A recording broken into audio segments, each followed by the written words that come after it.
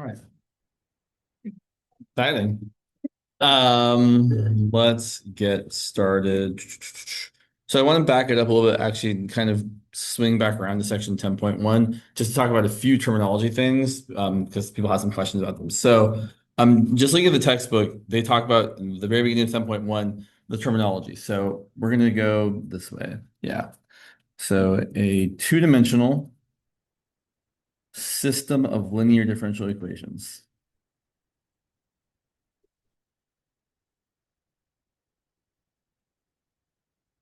Very, very generally looks like this.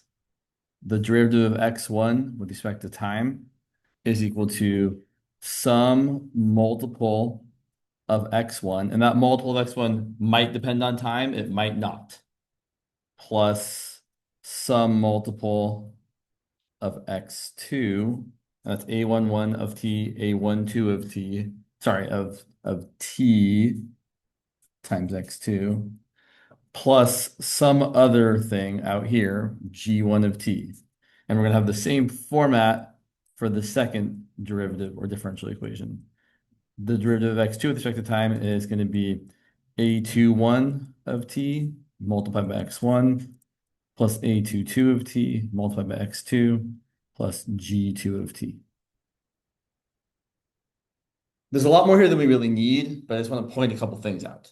So first of all, we can rewrite this as a matrix equation. So this is equivalent to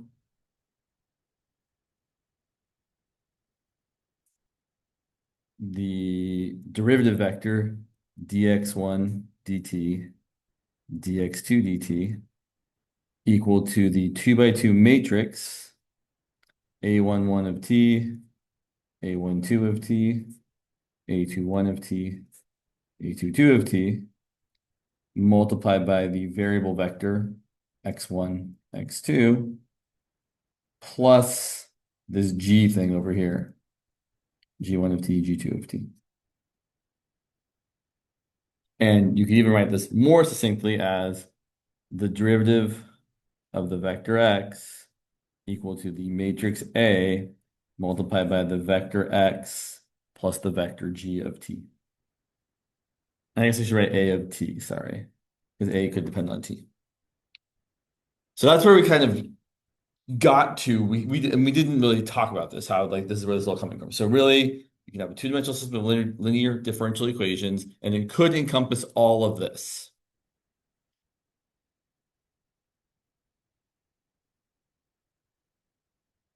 So we're going to purely focus on this sort of thing when it is when it is autonomous. What does autonomous mean? It means it doesn't matter what's happening with time. The equations are independent of time, or there isn't any time variable in them.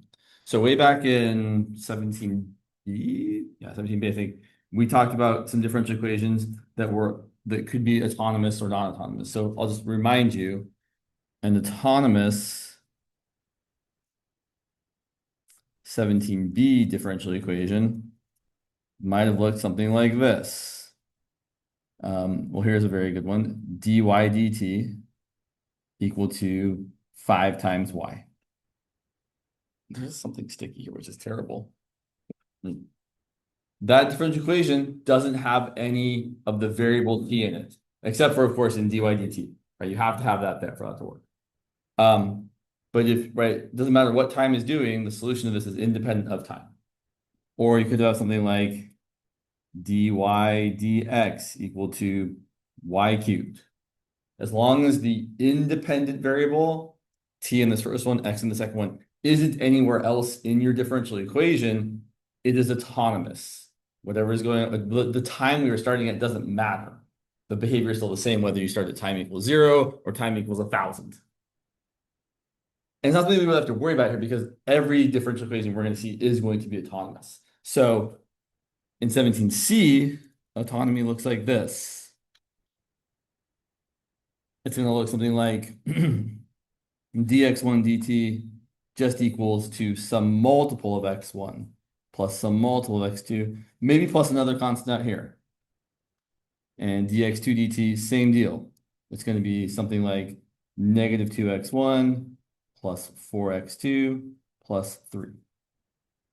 So this system of linear differential equations is autonomous.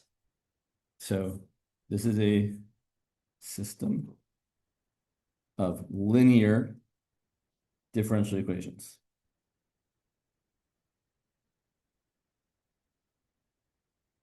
Couple other things. So how do I know it's linear? Well, I know it's linear because my variables x1 and x2, you only essentially have multiples of them, right? You don't have them, say, squared or cubed or multiplied by each other. So, right, so if you had like x1 times x2 or x1 cubed, it would not be linear anymore. But it's linear in the x1 and the x2. So this is linear because of those coefficients. That's what's making it linear. It's not homogeneous. And the reason that what makes it not homogeneous is we're adding something on here. Or as I like to think of it, a system is homogeneous if 0, 0 is a solution. So I can point out here that if x1 is 0 and x2 is 0, I don't get this equal to 0. I get dx1 dt equal to 7. And the whole kind of idea behind all this, I know we haven't really talked about too much, is that we're trying to find a place of equilibrium. We're trying to find a place where things aren't changing. We're trying to find a place where the derivatives are both equal to 0, right? That's what it means to not be changing. The derivative, the rate of change is 0. So normally, I'll just point out here, this is not or non-homogeneous. On the other hand, this system I'm about to write, dx1 dt equal to 5x1 minus 3x2, and dx2 dt equal to 3x1 plus 4x2. This system is all the things we want. It is linear. It is autonomous. And it is homogeneous. Homogeneous meaning if you plug in the 0.00 for x1 and x2, that's going to be a place where we have stability or an equilibrium, where the derivative is going to be equal 0. That's the way I come to it. Let's see what the book says. Yeah. So the book says most of our things will assume that this G thing out here, that G of t is 0, which it is in this one, right? There is no thing I'm adding on over here. It is in this one here. If I was to write this the other way, where your thing is equal to like a times x plus G of t, in this problem, your G of t would be equal to the vector 7, 3.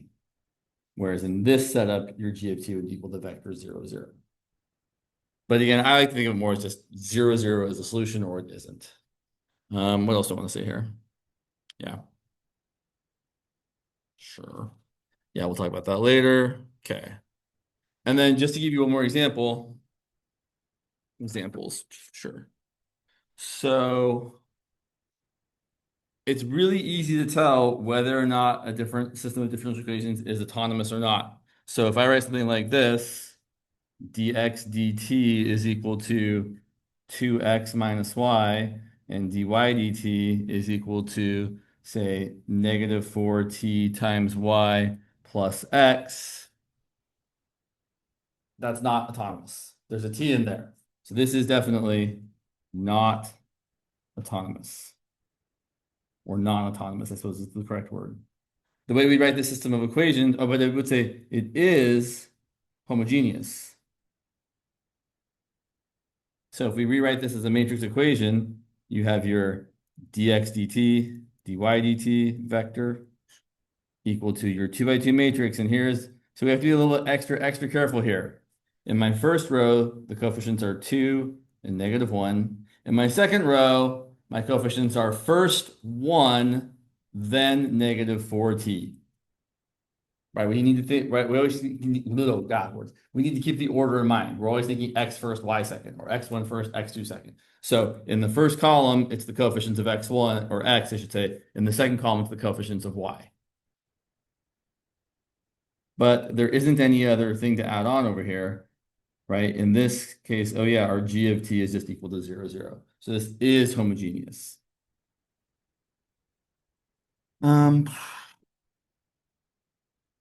Yeah. I've always struggled to determine whether something like this is linear or not. Because I feel like that the fact that it's not autonomous kind of means that question is not really valid. And the book says, what does the book say here? Just curious.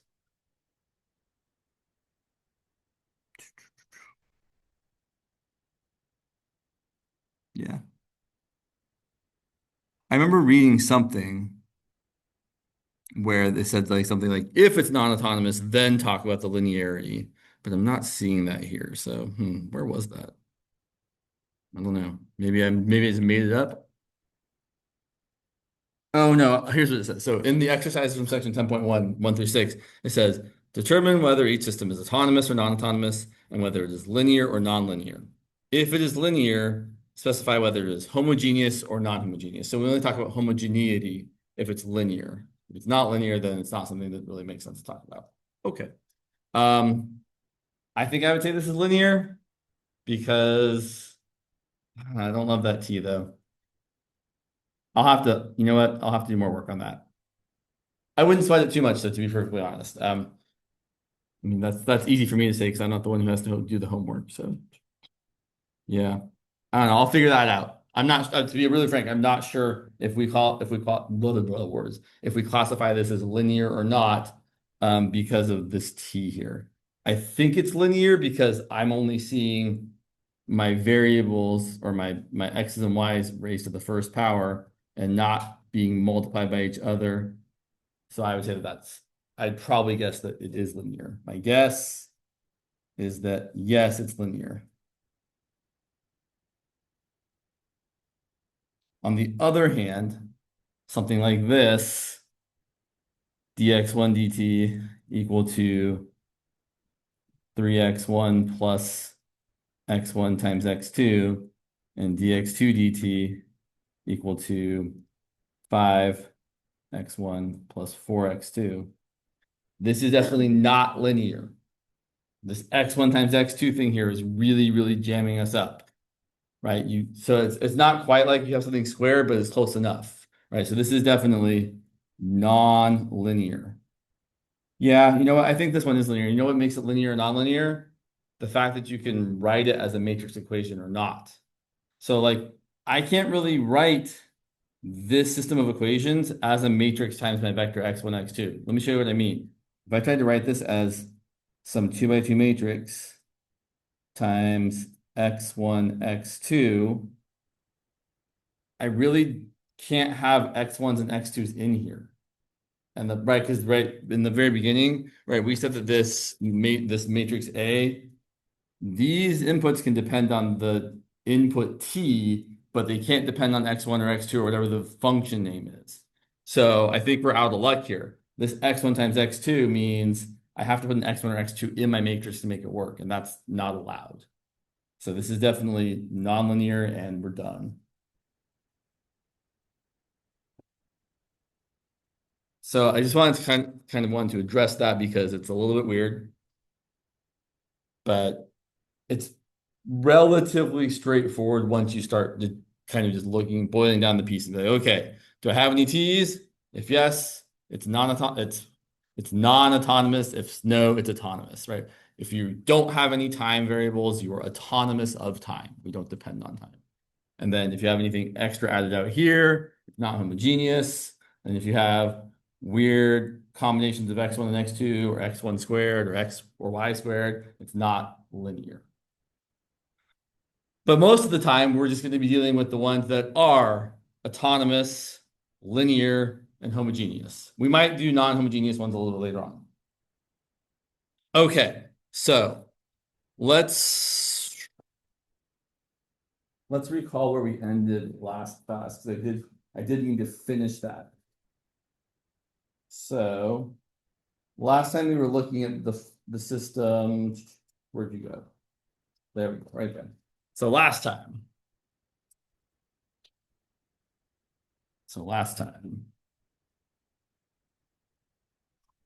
We had started by looking at the following system.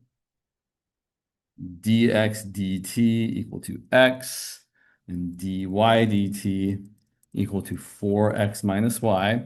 We rewrote it as dx dt equal to the matrix 1, 0, 4, -1 times the vector xy. And then we pointed out something that was really useful was that since there was a 0 in this upper right-hand corner, the eigenvalues were just the diagonal entries of the matrix. So we saw really quickly that lambda 1 was equal to +1, lambda 2 was equal to -1. We found the eigenvectors. The eigenvectors were, for lambda 1, our first eigenvector was, where'd you go? 1, 2. And for lambda 2, our second eigenvector was 0, 1. And then we wrote the general solution. Oh, I also forgot to mention, sorry, there was also an initial condition here. Our initial condition was that, where'd you go? Yeah, that x at time 0 was equal to 2, and y at time 0 was equal to 10. So we wrote our general solution. General solution. Again, I do highly, highly recommend if you memorize this formula that x as a vector is equal to c1e to the lambda 1t times v1 plus the same thing with 2's, c2e to the lambda 2t v2. And then we actually wrote it out, and we got c1e to the 1 times t times 1, 2 plus c2e to the -1 times t times 0, 1. And that's what our x and y are equal to.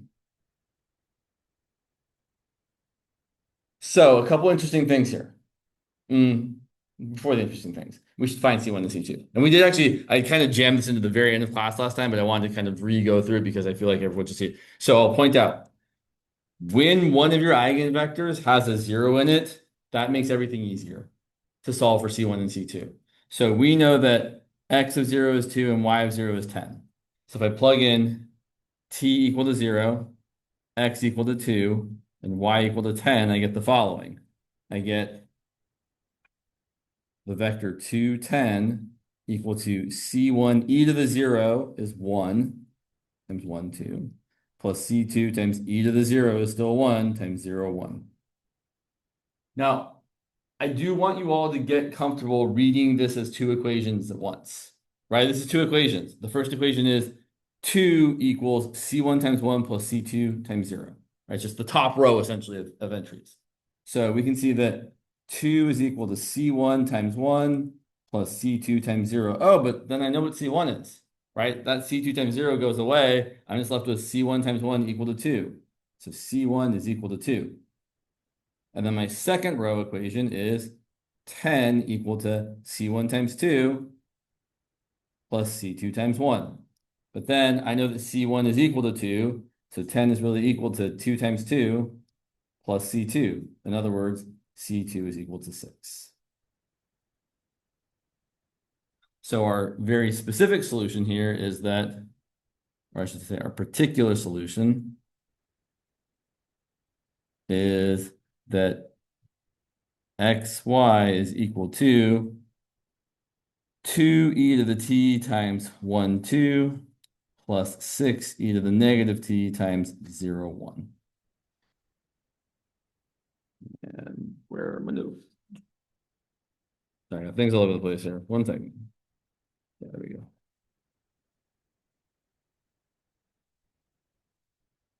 Sure. There is more to say here. And kind of, the problem is there's kind of a lot to say. So let's talk about long-term behavior for a second. So if you look at this system of equations, and so here's what I should really say. This is how I like to write it, and how a lot of people like to write it because it's compact. But we could also just write this as two equations. The top row being x of t equals 2e to the t times 1 plus 6e to the -t times 0. I'm not going to write the second part because it's just times 0. And y of t is equal to 2e to the t times 2 plus 6e to the -t times 1. And in this case, we can see that both x and y are going to grow infinitely large, right? There's nothing bounding them. We can see that this is going to go larger and larger and larger as time goes on and on and on. And this also is going to do that as time goes on and on and on. Because this 6e to the negative t is going to go towards 0, but this 4e to the t is going to get infinitely large. Yeah, we should do that. Okay. So we should try to sketch our own direction field. It's my least favorite part of this class is trying to sketch the direction field because it's just like there's so much to say. But we should do that. So yeah.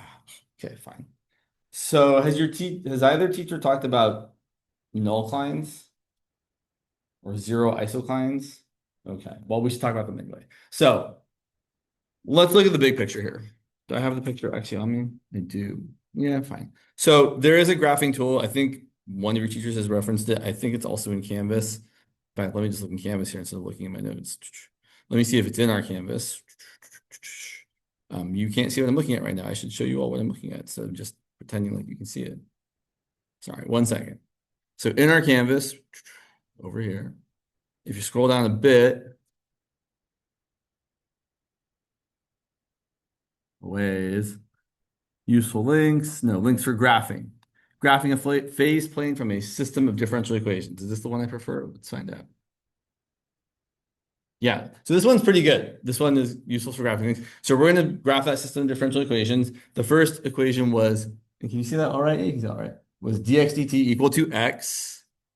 And the second equation, and you need to use x and y here. You can't use other things. So just use x and y, even if they're called something else in your thing. And the second differential equation was 4x minus y. We do have to write 4 times x or it won't work.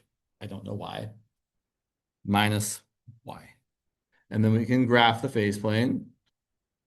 Maybe if I click on the link. And this is kind of what it looks like. So what does that mean? Well, this means like if you start somewhere like, well, let's say, I don't know, 2 comma 2, both x and y just get larger and larger and larger as we go that way. But if you started somewhere else, you might end up with a different behavior depending on what we're doing. So this is just kind of showing you all the possible solutions to this system of differential equations based on your initial conditions. And sometimes they want you to draw this, but not all of that. So here's what we mean. So we're going to try and draw something that kind of represents that. And we can see that arrows are pointing, up in this way and down in this way. And look at there's some place here where they change from one direction to the other direction. So we're going to figure out what that is. So we're going to draw 4 types of lines on this. Well, sorry, 2 types of lines. 4 lines, 2 different types of lines. So first we're going to remind ourselves of our set of differential equations. It was dx dt equal to x and dy dt equal to 4x minus y. All right. So first we're going to draw what are called the nullclines. The nullclines are just the lines where one of the variables doesn't have any change.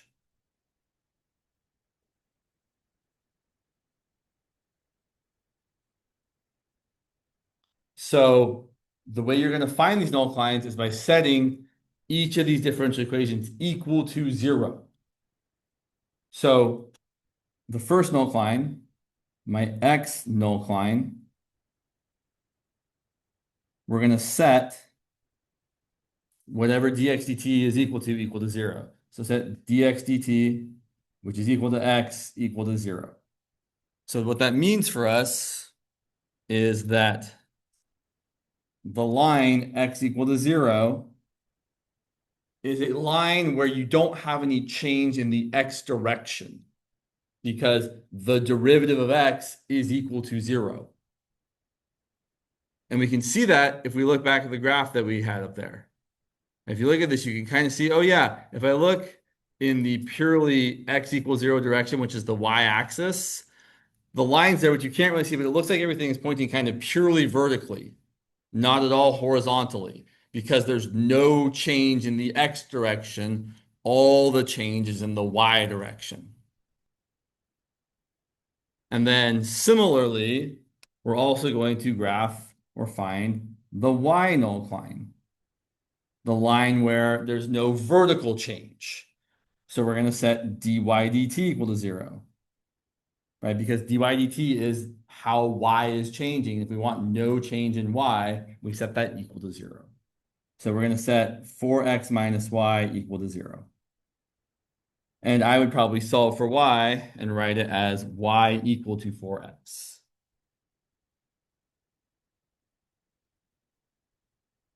So along the line, which is pretty steep, right? So I will point out that these two lines are pretty close to each other. X equals 0 is straight up and down, and y equals 4x is, pretty steep as well. So you can kind of see, again, on our picture, and maybe it's kind of hard to see, actually, I would say. Oh, where'd you go? Right, you can kind of see a very steep line, y equals 4x, where, so yeah, okay, check that out. So if you look like right there, or maybe right, let's see, let's go over here, sure. So right about there, you can see that we're coming down this way, we're bottoming out, and right where we're bottoming out, that's where your change is purely horizontal. You're only moving in the x direction, you're not moving in the y direction. And that bottoming out point is on the line y equals 4x. And then you move out in that direction. So that seems okay, I think. And unfortunately, most of the time, when people talk about how to graph these things, they only focus on these types of things. But they're not the only thing you want. So the fortunate thing here is that the other things are really easy because we've already found them. So in addition to the null lines, we also really want to graph the eigenlines, which are just the lines that contain each of our eigenvectors. So we have our eigenvectors were v1 equal to, I think it was 1, 2. Yeah. And v2 equal to 0, 1. You don't need to find the equation of these lines. All you really have to do is draw the eigenvector and then just extend the line in that direction. So I will point out we have some overlap in this example. The eigenline that goes to the point 0, 1 is going to be the same as the line x equal to 0, because they both are purely vertically along the y-axis, which is kind of unfortunate, but it's what we have for now. This eigenline is going to be the line where we go over 1 and up 2, which would be the line y equals 2x. So this is going to be the line y equals 2x. This is going to be the line x equals 0. I will point out as well, I know we didn't do it today, but when we found this eigenvector, this v1 came from solving the equation and getting y equal to 2x. And then we said, okay, we're going to let x be 1 and y be 2, and that's our eigenvector. So this equation that we're getting the eigenvector from actually is the equation of your eigenline. Same deal here, right? We got this eigenvector by saying x is 0, and then we know if one of them is 0, the other one can't be 0, so we said the other one is 1. So the line equations and the eigenvectors really are super connected to each other. Okay, so now we're going to try and graph this thing. No, not quite yet. I want to say one more thing, actually. There's one more observation I think that's really kind of useful to make here. So I'm going to change the initial condition. I'm going to go back to my general solution for just a minute. Because I think there's something here to say that is really valuable to see, but I think we need to go through the math to really see it. So let's go back for a moment to our general solution, which was x of t, y of t equal to c1 e to the 1 times t times v1 plus c2 e to the negative 1 times t times v2. And we're going to pick two different starting places, two different initial conditions. One initial condition is going to be on one of the eigenlines. The other initial condition is going to be on the other eigenline. So check this out. So let's say we start on this eigenline. So let's say our initial condition is x equal to 1 and y equal to 2 and t equal to 0. this shouldn't be surprising, but we're going to go through the math anyway. So if we set x equal to 1 and y equal to 2 and t equal to 0, we get 1, 2 equal to c1 times 1, 2 plus c2 times 0, 1. And hopefully you all can see a really, really, really obvious solution to what C1 and C2 could be. We could just let C1 equal what? 1, and C2 could be 0. In fact, that is the only solution here. If you try to solve this, you're going to have 1 equal to C1 times 1 plus C2 times 0. So you get C1 equal to 1. And then in the second equation, 2 equals C1 times 2 plus C2 times 1. And the only way to get the solution here is for C2 to be equal to 0. Okay, so check this out. What this means for us is that if this is our initial condition, if we start on one of the eigenlines, here's what the particular solution looks like. I promise you we're going to get somewhere interesting. It just takes a minute to get there. The particular solution here is just going to be x of t, y of t is equal to 1 times e to the t times 1, 2. What that means for us is that as t gets bigger and bigger and bigger, we're just going to keep moving along this vector 1, 2. But we're going to move away, right? If t is getting larger, e to the t is also getting larger. So we're going to get like 1,000 times the vector 1, 2. So we're going to be over, 1,000, 2,000. So for this solution, starting on the eigenline associated with a positive eigenvector, that's an important point, we're going to move in the direction of the eigenline and away from the origin. And that's true if we start at 1, 2, or if we start at -1, -2. If we start down there, you're just going to get more and more negative because you're going to have like e to a big number times a -1, -2. The same sort of thing is going to happen along the other eigenline. So let's say that we had the other initial condition now. If our initial condition was instead x1 equal to 0, or x equal to 0 and y equal to 1. If that was our initial condition, the same sort of solution is going to happen. We're going to have 0, 1 equal to c1 e to the t times 1, 2 plus c2 e to the 0, that's just 1, e to the 0, that's just 1, times 0, 1. And here, opposite thing happens, right? C2 has to be 1, and C1 has to be 0. There's no other way to solve this. So we get C2 equal to 1, C1 equal to 0, and our particular solution here is that x of t, y of t is equal to 1 times e to the negative t times 0, 1. So here's what this means. It means that we're going to start at 0, 1 or 0, 5 or somewhere on the eigenline that's pointing in the purely up-down direction. But then as t gets bigger and bigger and bigger, e to the negative t gets small.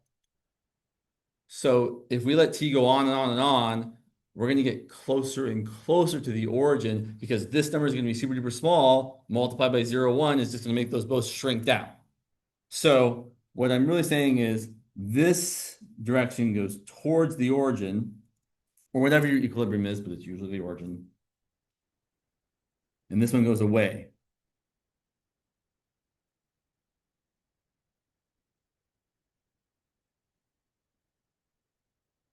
Or more broadly, this is always true. So for your eigenvectors, the eigenvector is always the direction of strongest attraction or strongest repulsion. So once you're on an eigenvector line, or once you're on an eigenline, you can only move in the direction of the eigenline. You can't like shift or get pushed one way or the other. They kind of act like asymptotes when we draw this thing.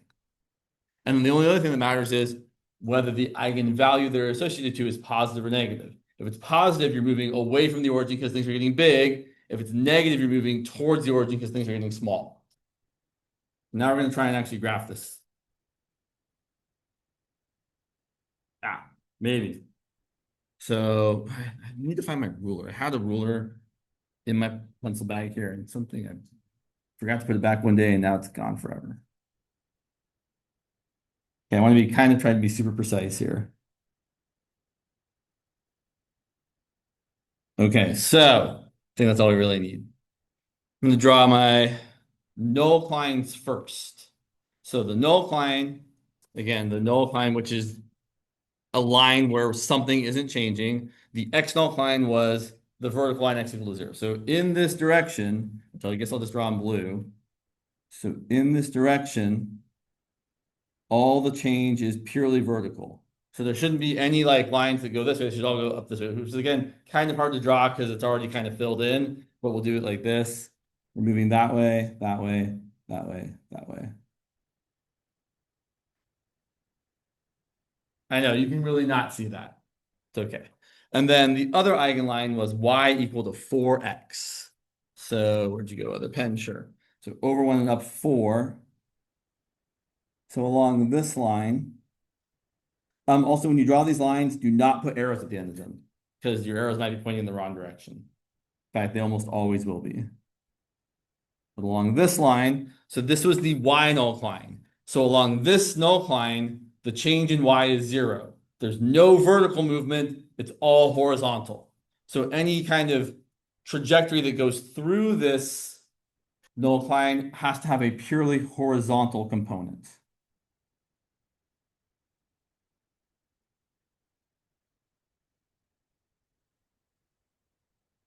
Don't worry, we're almost there. And then we also need to draw, or I think it's a very good idea to also draw the eigenlines. So one of them we've already drawn. It's the eigenvector 0, 1 that points straight up or straight down. There it is. And then the other one was the vector 1, 2. So we're going over 1 and up 2.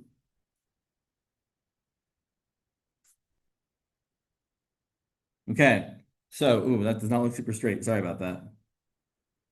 So this eigenline for my vector, this is my v1 equal to 1, 2, and the eigenvalue, which is actually what I care about, was lambda 1 equal to positive 1. So if your eigenvalue is positive, are we moving towards the origin or away from the origin? We're moving away, right? Because values are getting bigger and bigger and bigger because you have e to the positive t, not e to the negative t. So that means along this eigenline, we're moving away from the origin because our lambda is positive. And along this other eigenline, v2 equal to 0, 1, your lambda is negative. So any point that starts on that eigenline is going to move directly towards the origin.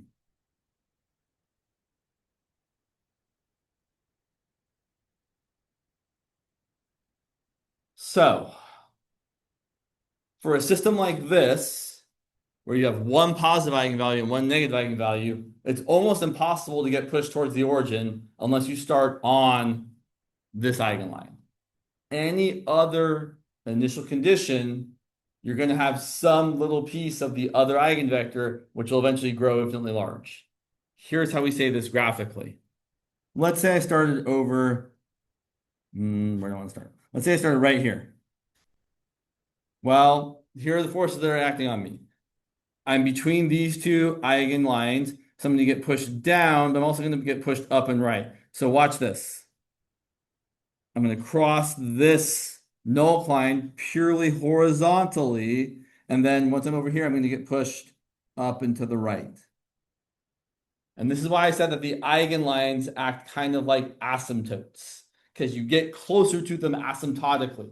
You can never cross them though, because once you hit an eigenline, you're stuck on the eigenline. It's like a gravitational field pulling you in, right? You're getting pulled closer and closer to it, but we don't quite get there.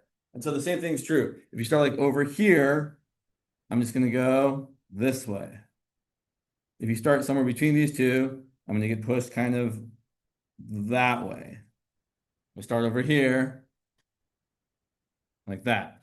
And you could draw more lines, right? You could do other ones doing that, other ones doing that, but it's not really useful to draw more lines here or to draw more trajectories, what I should really say. So this is the classic saddle kind of behavior where you're moving in towards your equilibrium in one direction and away in the other direction. And yeah. So I know that was kind of a lot to take in.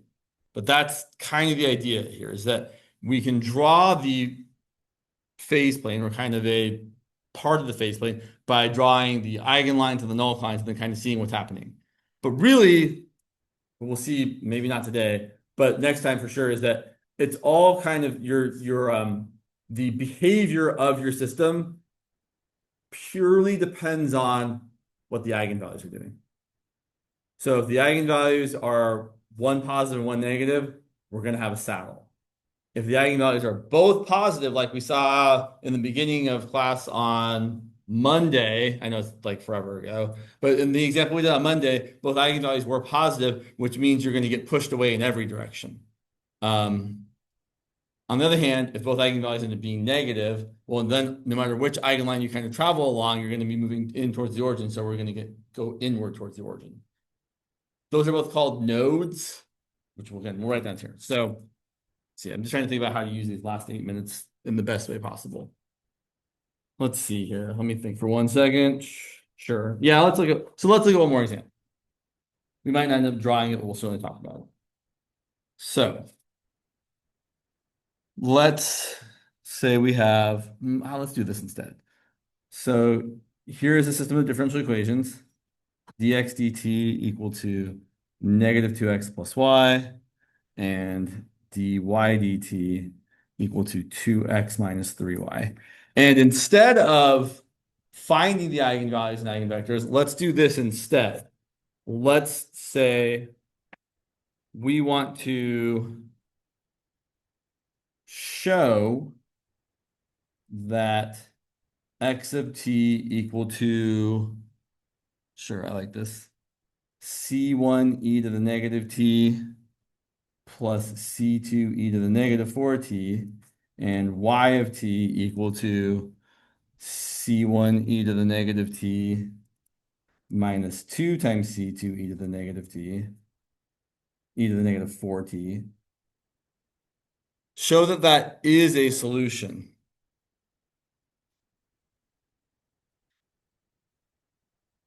to the system. Okay, so here's how we do that. It's kind of a little unwieldy, but definitely doable. To show that this is a solution, here's what we're going to do. We're going to look at each equation separately. Okay, we want to show that dx dt is equal to negative 2x plus y. So we're just going to look at each side of this equation. So the left-hand side, well, dx dt is the derivative of x. So it's the derivative of c1 e to the negative t plus c2 e to the negative 4t.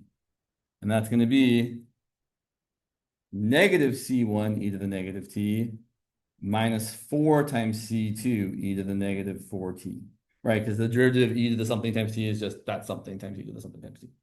And now let's look at the right-hand side. The right-hand side is negative 2x plus y. So negative 2x plus y is equal to negative 2 times c1 e to the negative t plus c2 e to the negative 4t plus y, which is c1 e to the negative t minus 2c2 e to the negative 4t. And if we add those together, let's see, I'm going to have negative 2 times c1 plus c1, which is going to be a negative 1 times c1 e to the negative t. And I have a negative 2 times c2 minus another 2 times c2 is going to be minus 4 times c2 e to the negative 4t. And oh, look, those are exactly the same. The left-hand side and the right-hand side are equal to each other, which shows this is a solution, at least to the first part. We still have to check the other equation as well. Then we would also need to show that dy dt is equal to 2x minus 3y. And we do that in the same sort of way. The left-hand side, dy dt, is going to be the derivative with respect to t of whatever y is equal to. They said y was equal to c1 e to the negative t minus 2c2 e to the negative 4t. We take the derivative and we get negative c1 e to the negative t plus 8 times c2 times e to the negative 4t. And then we look at the right-hand side. Our right-hand side is 2x minus 3y, which is going to be 2 times our x, which you can't quite see. Sorry about that. 2 times c1 e to the negative t plus c2 e to the negative 4t minus, I'm going to run out of the room here, 3 times y, which is c1 e to the negative t minus 2c2 e to the negative 4t. Sorry, it's a little bit stuck in there. And then simplifying, let's see, 2 times c1 minus 3 times c1 is negative c1 e to the negative t. And 2 times c2 plus 6 times c2 is going to be 8 times c2 e to the negative 4t. And yep, those are the same as well. Great. We're thrilled. So once again, I'm going to write down our solution, but I'm going to write down a different way. So here's our solution. X of t, y of t equal to the things they're equal to. But really, we should be able to take that and say, I'm going to write it down as the vector x of t, y of t equal to c1 times e to the negative t times 1, 1 plus c2 times e to the negative 4t times 1, negative 2.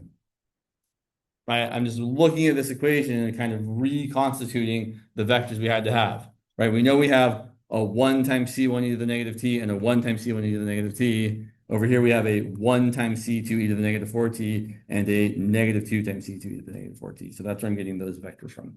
But then we can actually read the eigenvalues and eigenvectors. So here my eigenvalues had to be negative 1 and negative 4, and the associated eigenvectors had to be 1, 1, and 1, negative 2.